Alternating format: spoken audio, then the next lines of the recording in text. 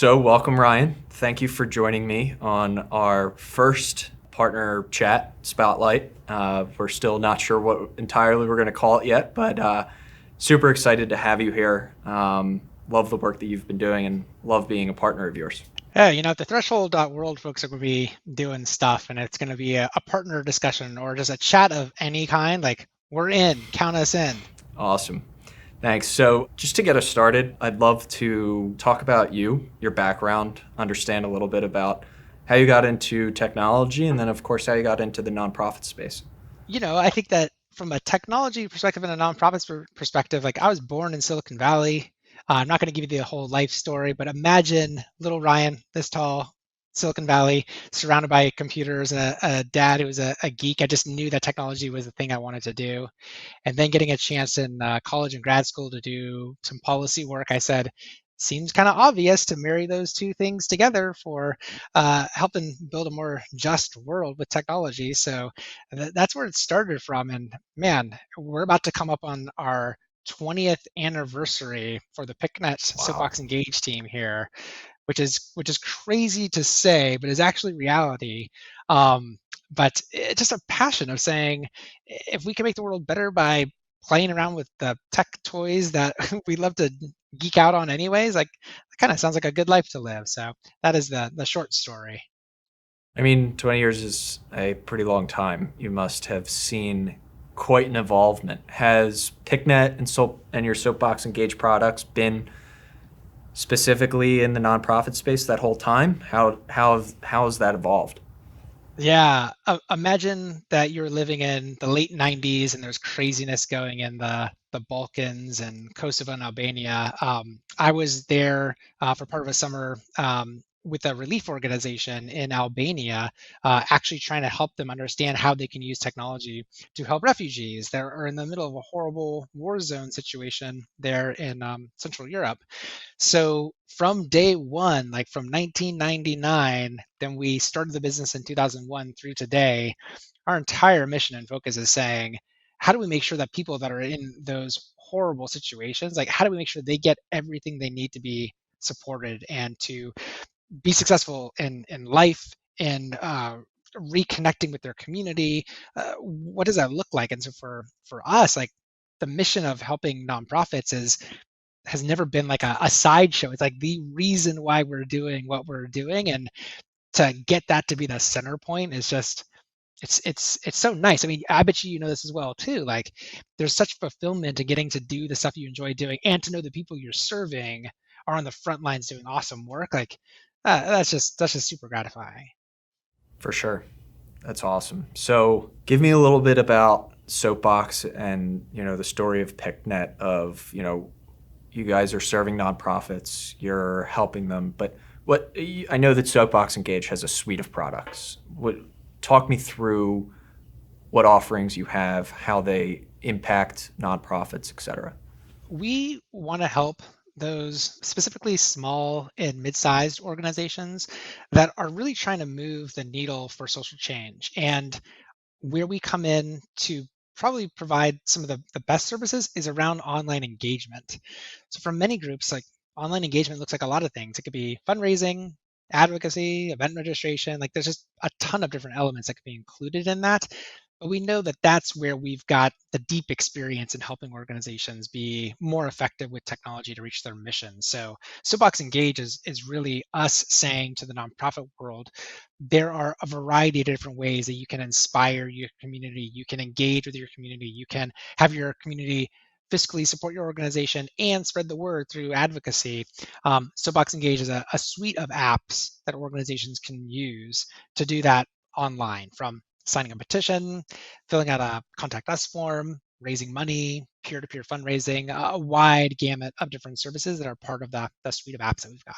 Soapbox is a lot of the front-facing uh, application portal type technology. So I think that leads into a great question as to why we're partners, and I think that I'd like to talk now about the history of platforms, and you're starting to. I mean, you've been a part of the Microsoft ecosystem now for 2 years. our very young Microsoft nonprofit ecosystem. And the evolution of the nonprofit common data model has just been pretty amazing to see just in the short Yeah. time that it's been around. So tell me a little bit about how you got involved with that and, your excitement around it. Yeah. I think the opportunity to kind of pioneer in an area that so obviously needs folks to lead the way, pick up a shovel, get to work. Um, I haven't seen it as much as I've seen it these days as data is proliferating everywhere, as people use, 5, 10 different apps to do things that they used to try to do in just one app because just the nature of technology has evolved so much that it's built silos. And I think that what we need to do as a community is to find ways to break down those silos, find ways to better have stronger interoperability between systems so that people are spending less time and money and resources on data and moving it back and forth, and more time getting a chance to partner together to say how are we helping organizations measure the effectiveness of the work they're doing through engagement and through fundraising and the programmatic efforts that they're doing. So to get a chance to partner with the Threshold World folks, to get a chance to operate within the Microsoft ecosystem, for me, it meets immediate needs, like on the ground, immediate needs of the community to break down data silos.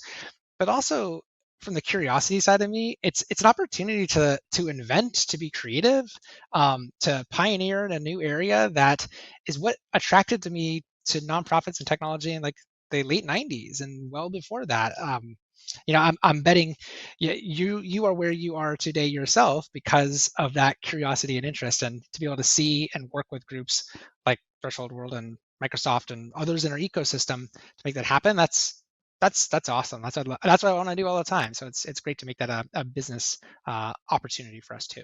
Yeah, you bring up a really great point, especially for me personally. Um, Before working with threshold.world, I hadn't worked necessarily directly with nonprofits in technology. I was more in the professional services side, working with accounting firms, engineering firms, etc.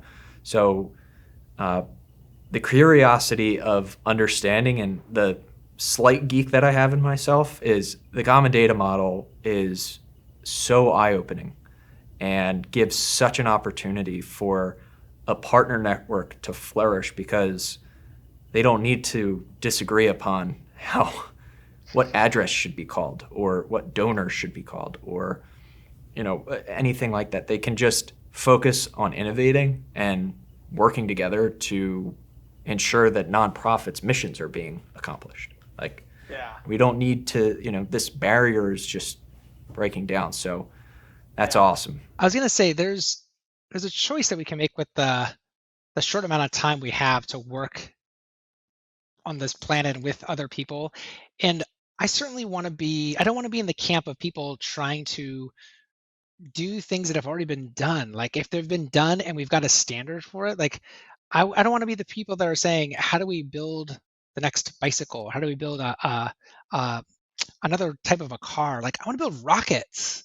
Like I want to get to Mars. I just I want to be able to take us into a whole other trajectory that goes far beyond where we are today, and being able to leverage something like the nonprofit common data model gives us that opportunity. It's less about how do we do the same thing again in another year, and more about let's do big things. Let's take on big challenges, and to work with your team and the Microsoft community and the ecosystem around us. Like that gets us fired up. Like that's what society needs. That's where we need to spend our energy, and that's what's going to make us as individuals excited. And it's just a great opportunity. Yeah. So talking about big things. You and the folks over at Now It Matters are working on getting a community together around the common data model for nonprofits. Tell me a little bit about that, the vision, what people should know, what people should be Yeah. doing. From the 60,000 foot view, I think the the challenge has been how do we organize businesses, individuals, organizations to come together to to rally around a set of standards, a set of data model standards to be able to get all of us focused beyond just what's a field called, what's an object or an entity called, and what are the basics that people need, and to be able to help spur innovation because we're collaborating on the basics. Like, I don't think anybody who's in the home building world really wants to focus on, what's the next evolution of like hammers and nails. It's like, what's the newest in like space age roofing with solar panels and technology to make this even more space efficient. That's what I see happening in the nonprofit CDM community. And I think the common data model for nonprofits has had a multi-year solid track record of getting input from a community of stakeholders that are passionate, care, and are actually using the data model. And now I think it's got an opportunity to grow beyond that. And the community that we're building with Now It Matters and PICnet here is one that starts there but doesn't end there. Like, we see this as an opportunity to seed other types of standards in data modeling beyond just like one common data model just for nonprofits across all verticals, but people that are in the environmental vertical or in the education vertical or in the um, you know animal welfare communities, like they all have different data needs and they're not always going to be the same. There might be a base layer that's the same, but to spur the innovation to go beyond that, to build a network of trusted folks that know about each other's work and want to collaborate so that we don't have debates on hammers, nails, and lumber, and we're really focused on how can we build more affordable housing. Like, that's the type of discussion I want to have on the technology side, and that's where we're looking to take the nonprofit common data model community. Awesome. And it's not just for technology companies that want to be partners with others. It's open to vendors, partners, Yeah. nonprofits themselves, NGOs, any size. I like to think about it from an open source perspective, which is, really from a gift giving community aspect, which is that we all have got talents and gifts that we've been given or that we've earned or we've groomed ourselves. And this is an opportunity for us to give them back to the collective whole, to be able to allow us to innovate and grow as a community to meet the UN sustainable development goals, to be able to make sure that we're able to reach that. And that could be from an individual, it could be from a company, it could be from a nonprofit organization, wherever those gifts are that can be given and lessons that can be learned. Our job in this new nonprofit CDM community is to find those gifts, collect them, make the most use of them, and continue to grow them. So, Ryan, how do people get involved? Where do they go to find more info? Yeah, so you can learn more about the nonprofit CDM community over at nonprofitcdm.org. And when you go there, there's a whole list of upcoming events we'd encourage you to take a look at. We've got access to joining the community where we're going to actually have a virtual community where folks can be part of discussions and groups and collaborate with each other. And that's all at nonprofitcdm.org. We're in a new year, 2021. What do you have in store for the next 6 months to a year? What are you looking to accomplish? Yeah. First, I got to fix my calendar because it says it's like December 53rd right now. I think we're still in 2020, but somebody told me it's a new year, so that's good to hear. Yeah, there's a lot. I feel like what we learned in 2020 is what are some of the most critical issues that organizations are facing that when a pandemic comes around, the biggest challenges really surface themselves.